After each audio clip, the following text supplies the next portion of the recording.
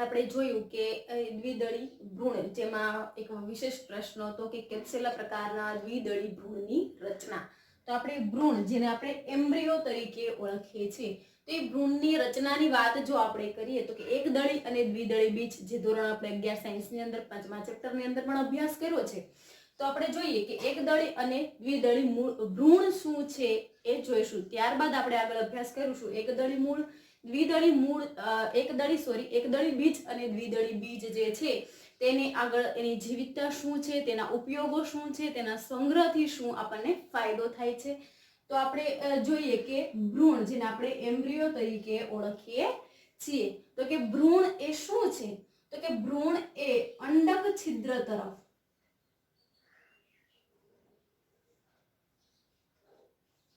ભ્રૂણ જે છે એ અંડક છિદ્ર એટલે કે જે બીજાંડની અંદર છે, જે અંડાશય જે આપણે કહીએ છીએ સ્ત્રીકેસરના, ત્યાં અંડક છિદ્રની નજીક યુગ્મનજથી શરૂઆત થાય છે. કે ભ્રૂણનો વિકાસની શરૂઆત છે ક્યાંથી થાય છે? તો કે યુગ્મનજથી. કે એકદળી હોય કે દ્વિદળી ભ્રૂણ હોય, બંનેની શરૂઆત છે એ એક યુગ્મનજથી જ છે એ થાય છે, જેને આપણે 2n વડે દર્શાવીએ છીએ. જો યુગ્મનજ જે છે, જે કોષ વિભાજનની ક્રિયા થઈને એકદળી અને દ્વિદળી, જેમાં ભ્રૂણ જનનની પ્રક્રિયા, કે ભ્રૂણ નિર્માણ પામવાની પ્રક્રિયાને શું કહેવાય? તો કે ભ્રૂણ જનન. કે ભ્રૂણ જનન પ્રક્રિયા છે એ સમાન જોવા મળે છે. કે એકદળી ભ્રૂણ અને દ્વિદળી ભ્રૂણ જે છે એમાં ભ્રૂણ જનનની પ્રક્રિયા છે એ સમાન છે જોવા મળે છે. એટલે પ્રારંભિક અવસ્થાઓ છે એ સમાન છે. ત્યારબાદ આપણે જોયું આગળ કે દ્વિદળી જે ભ્રૂણ જે છે, તો દ્વિદળી ભ્રૂણની અંદર આપણને જોવા મળતું હતું કે ગોળાકાર, હૃદયાકાર,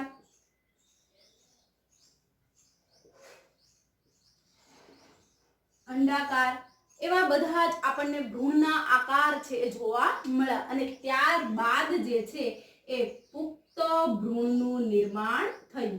તો આપણે પુખ્ત ભ્રૂણનું નિર્માણ છે એ કેપ્સેલા ભ્રૂણની અંદર એટલે કે દ્વિદળી ભ્રૂણની અંદર બની ગયા. તો સામાન્ય વાત કરીએ તો કે દ્વિદળી ભ્રૂણ કેટલા? 2 બીજપત્ર ધરાવે. જે સામાન્ય રીતે 2 બીજપત્રો છે એ ધરાવે છે. કે દ્વિદળી વનસ્પતિના બીજ છે, દ્વિદળી બીજ છે એ 2 બીજપત્ર છે એ ધરાવે છે. તો કે 2 બીજપત્રો ધરાવે છે, જેમાં છે એ ભ્રૂણ, મૂળ અને ભ્રૂણાગ્ર જેવી રચનાઓ જોવા મળશે. એટલે કે એના બીજપત્રો જે છે એને ઉપરાક્ષ અને અધરાક્ષ એમ 2 ભાગની અંદર પણ આપણે વિભાજિત કરીએ. સ્વાભાવિક છે, આપણે ખ્યાલ જ છે, થોડી સમજવા માટે આપણે રફ આકૃતિ દોરીએ તો કે અહીંયાથી જે છે આપણને ભ્રૂણ છે એ વિકાસ થતો દેખાશે. ત્યારબાદ વનસ્પતિ, તો કે અહીંયા નીચેનો ભાગ જે છે એને ઉપરાક્ષ કહે છે. ઉપરનો જે ભાગ છે એને ઉપરાક્ષ અને નીચેનો ભાગ છે જેને અધરાક્ષ તરીકે આપણે ઓળખીએ છીએ. તો એમ 2 ભાગની અંદર વિભાજિત થાય છે. જે ઉપરાક્ષ જે છે જે પરોહાગ્રની અંદર નિર્માણ પામશે અને જે અધરાક્ષ જે છે એ મૂળનું નિર્માણ કરશે. એટલે કે મૂળ ટોપ નિર્માણ પામે છે. તો કે ઉપરાક્ષ છે જે પરોહાગ્ર અને પર્ણની અંદર છે એનું વિભાજિત થાય છે. ત્યારબાદ જે અધરાક્ષ જે છે એ મૂળ ટોપની અંદર વિભાજિત થાય છે. હવે અહીંયા જે દ્વિદળી વનસ્પતિની વાત કરીએ, દ્વિદળી બીજની વાત કરીએ આપણે, કે દ્વિદળી ભ્રૂણ જે છે એની અંદર છે એ આપણે ભ્રૂણાગ્ર, ઉપરનો ભાગ જે છે એ ભ્રૂણાગ્ર અને નીચેનો ભાગ જે છે જેને ભ્રૂણ મૂળ તરીકે આપણે ઓળખીએ છીએ. ઉપરનો ભાગ જે છે એને આપણે ભ્રૂણાગ્ર કહીએ, નીચેનો ભાગ જે છે એને ભ્રૂણ મૂળ તરીકે ઓળખવામાં આવે છે. તો કે આવી રીતે છે એ દ્વિદળી બીજની અંદર છે એની ભ્રૂણની વિકસતા, ભ્રૂણની આપણે તબક્કાઓ છે એ બધા છે એ વિસ્તૃત છે એ બની ગયા છે. તો હવે આપણે વાત કરવાની છે એકદળી ભ્રૂણની, કે એકદળી વનસ્પતિઓમાં છે એ કેવી રીતે ભ્રૂણની રચના છે એ થાય છે. તો કે આપણે સ્વાભાવિક છે કે એકદળી વનસ્પતિ, એકદળી બીજ, એક જ બીજપત્ર,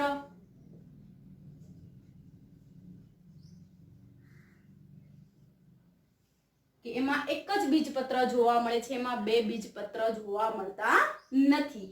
વિશેષ રચના એ છે કે ભ્રૂણ જનન કે પ્રથમ પ્રારંભિક તબક્કાઓ કે એકદળી ભ્રૂણ અને દ્વિદળી ભ્રૂણની પ્રારંભિક તબક્કાઓ તો સમાન જ છે કે ભ્રૂણનો વિકાસ છે, યુગ્મનજથી જે વિકાસ થાય છે એ ભ્રૂણ જનનનો તબક્કાઓ પ્રારંભિક તબક્કાઓ તો સમાન છે, ત્યારબાદ છે એ અલગ પડે છે. તો જોઈએ તો આપણે પહેલું કે વરુથિકા જે એકદળી બીજની વનસ્પતિ છે જેમાં વરુથિકા નામનો એક પ્રદેશ આવેલો છે. તો કે વરુથિકા છે એ શું છે?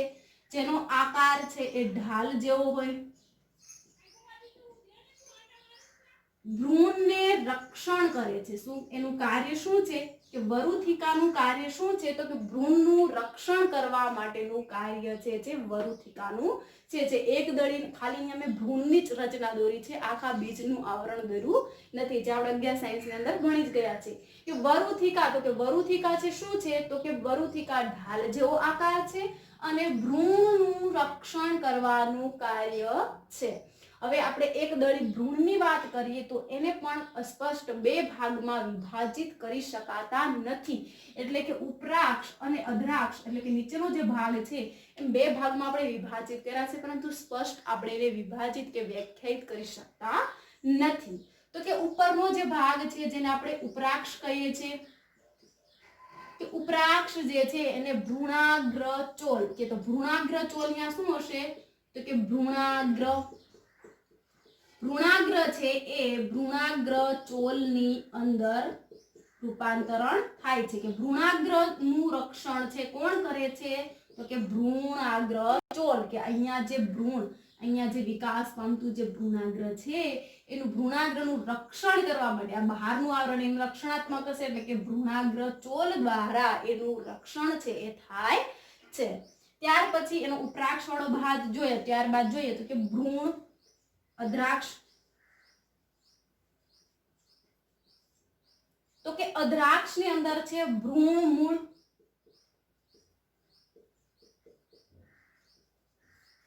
જે ભ્રૂણ મૂળ છે એનો ટોચનો ભાગ છે જેને મૂળ ટોપ તરીકે આપણે ઓળખીએ છીએ.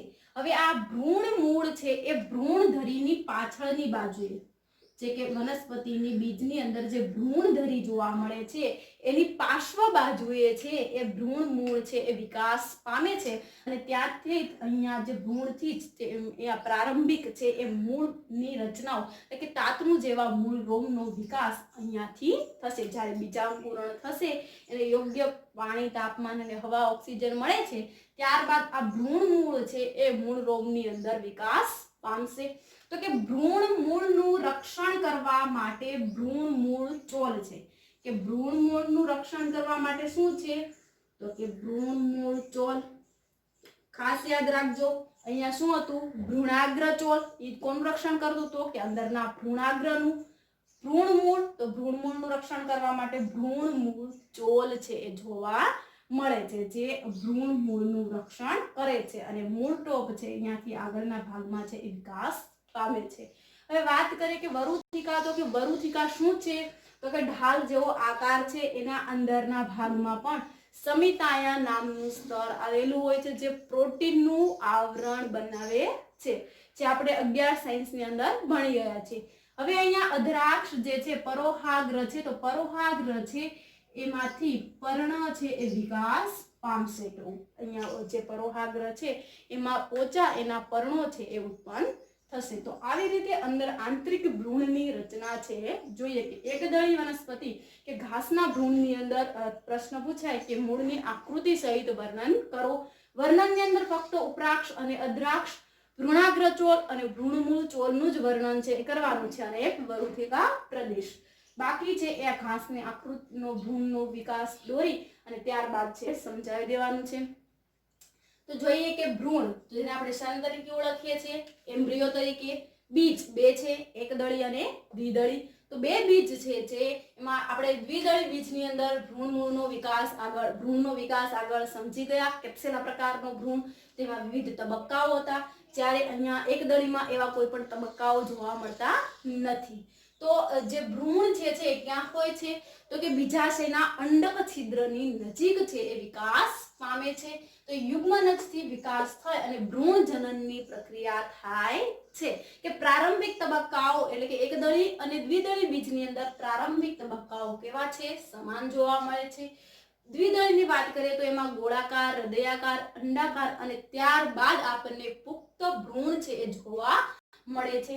તો કે દ્વિદળી બીજ છે એ બે બીજપત્રો ધરાવે. ઉપરનો જે બીજનો ભાગ છે જેને ઉપરાક્ષ અને નીચેનો જે ભાગ છે જેને અધ્રાક્ષ કહે છે.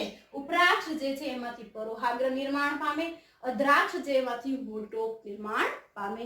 એકદળીની વાત કરીએ તો એકદળી બીજનો આપણે અહીંયા આકૃતિ દોરી છે, ખાલી ભ્રૂણની જ આકૃતિ છે અંદરના ભાગની. તો કે ભ્રૂણ એનાથી અલગ અને વિશેષ શું છે તો કે વરુથિકા પ્રદેશ. તો કે એક જ બીજપત્ર ધરાવે છે. વરુથિકા જે ઢાલ જેવો આકાર છે એટલે કે રક્ષણ કરે છે. કોનું રક્ષણ તો કે અંદર રહેલા ભ્રૂણનું, એમ્બ્રિયોનું રક્ષણ છે એ વરુથિકા પ્રદેશ કરે છે, જે ભ્રૂણનું રક્ષણ કરવા માટે જવાબદાર છે. ત્યારબાદ એને આપણે સ્પષ્ટપણે વ્યાખ્યાયિત કે વિભાજિત કરી શકતા નથી, છતાં પણ આપણે વિભાજિત કર્યા છે ઉપરાક્ષ અને અદ્રાક્ષ. ઉપરાક્ષ છે જે આ ભ્રૂણાગ્ર આવેલું હોય છે અને ભ્રૂણાગ્ર એ ભ્રૂણાગ્ર ચોલ દ્વારા રક્ષિત હોય છે. અદ્રાક્ષ જે ભ્રૂણ મૂળ તરીકે આવેલું છે એ ભ્રૂણ મૂળનું રક્ષણ ભ્રૂણ મૂળ ચોલ દ્વારા છે એ થાય છે. જે આ ભ્રૂણ ધરીના પાર્શ્વ બાજુએ છે એ ભ્રૂણ મૂળ છે એ જોવા મળે અને એના આગળના ટોચના ભાગને મૂળ ટોપ તરીકે ઓળખાય છે. હવે પરોહાગ્ર જે ઉપરનો અદ્રાક્ષ વાળો ભાગ, ઉપરાક્ષ વાળો ભાગ હતો એટલે પરોહાગ્ર જ્યાં પર્ણનું નિર્માણ છે એ થાય છે અને બીજાંકુરણ દરમિયાન અહીંયા મૂળ ટોપ જે છે એ વિકાસ પામશે. આપણે દ્વિદળી વનસ્પતિમાં જોયું હતું કે મૂળ ટોપ છે એ ક્યાંથી વિકાસ પામતો હતો તો કે નિલંબનો જે કોષ હતો ત્યાં અધોવર્તક કોષમાંથી મૂળ ટોપ નિર્માણ પામતું હતું. એક માર્ક્સના એમસીક્યુ ની અંદર પૂછાઈ શકે કે દ્વિદળી કેપ્સ્યુલા પ્રકારનું મૂળ ટોપ ક્યાંથી વિકાસ પામે છે તો કે અધોવર્તક કોષમાંથી. અને અહીંયા જોઈએ તો કે ભ્રૂણ મૂળની પાર્શ્વધરીએથી છે એ મૂળ ટોપ છે એ વિકાસ પામે છે. તો આ રચના હતી એ એમ્બ્રિયો એટલે કે ભ્રૂણની. હવે આપણે આગળ વાત કરીશું કે બીજ છે એનો ઉપયોગ શું છે, એના સંગ્રહથી આપણને કેટલા છે એ ફાયદા થાય છે અને બીજનો ઉપયોગ આપણે છે એ રોજિંદા જીવનની અંદર કૃષિ ક્ષેત્રે અને એની બીજની સુષુપ્તતા શું છે, એની જીવિતતા શું છે એ સમજીશું.